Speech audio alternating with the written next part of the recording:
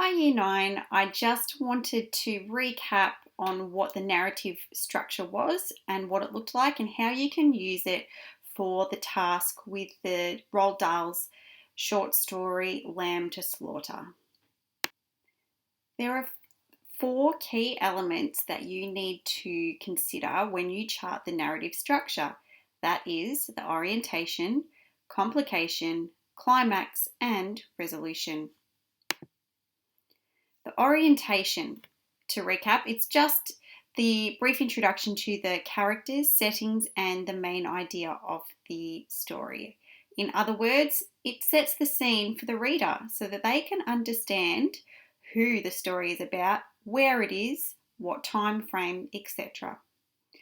The second part is the complication, and that is the problem or issue that the main character usually faces. So usually the hero will face a problem that they need to overcome. And this complication must be fixed before the story can be resolved. The climax. The climax is the highest point of tension or drama within the story. So if you think about movies that you have seen, it's usually when, someone is about to, they're about to be killed and they need to somehow beat the baddie. Okay, that's the climax, the point where you're not quite sure if it's going to go the hero's way or not, and it's the point in the movie where you feel the most stress as a viewer, where you are really concerned, you don't know what's going to happen. The resolution brings the story to a close. It's how the story concludes. So let's have a look now at what it looks like on a visual platform. It looks like a bit of a slanting pyramid. So we've got the orientation at the beginning, the complication in the middle, the climax at the very, very peak, and the resolution at the end. For this exercise, I have used Cinderella and charting the story Cinderella on the structural pyramid, the narrative structure, so you can get a sense of how to chart Lamb to Slaughter by Roald Dahl. So you'll start with an absolute fresh page like this, and you'll draw the narrative structure and the orientation, the complication, the climax, as you see on this slide. So let's have a look at Cinderella. Well, at the beginning, the audience are oriented to Cinderella at home. She's cleaning, she's unhappy, she's really hard done by. It's a pretty rough trot for her.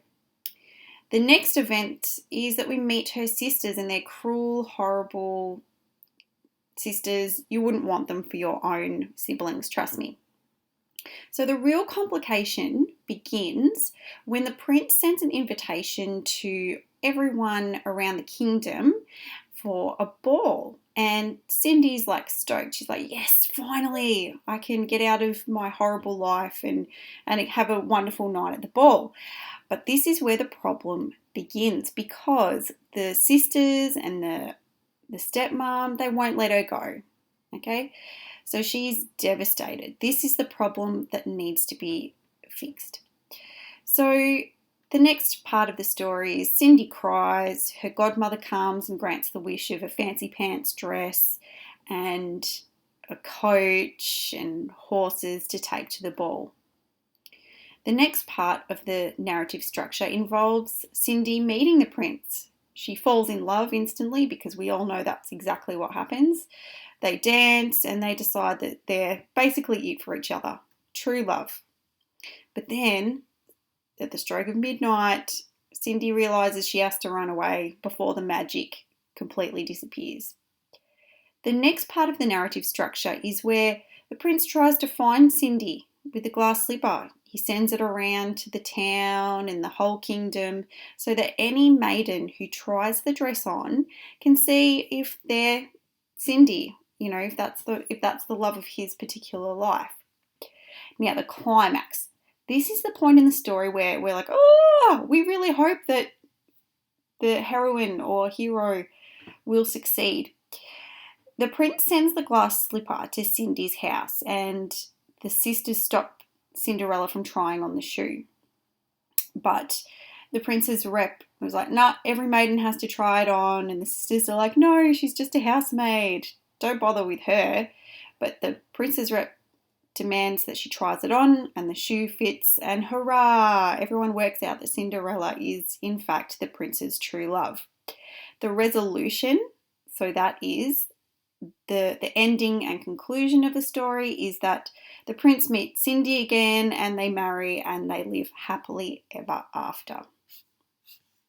So what you will need to do is draw this graph into your workbook or onto a brand new page or a loose leaf piece of paper. A big piece of paper would be best so that you can put in lots of info from the story.